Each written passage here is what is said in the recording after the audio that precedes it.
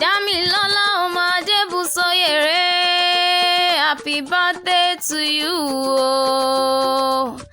Àpèkẹ́ o.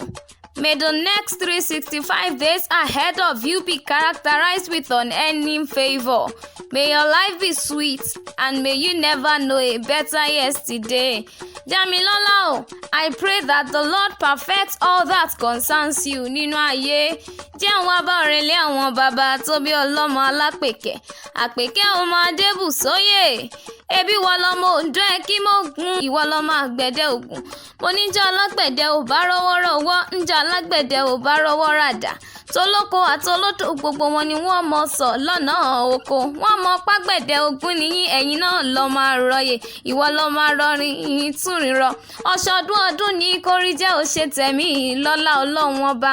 Ìwòye àmọ́dún towó tọmọ wọ̀ nínú ilé rẹ̀. Ire lójú owó rí o. Damilola ojú rẹ̀ ò ní ríbi nígbà kọ̀ọ̀kan. Happy birthday to you o. Long life and prosperity láṣẹ Ọlọ́run ọba.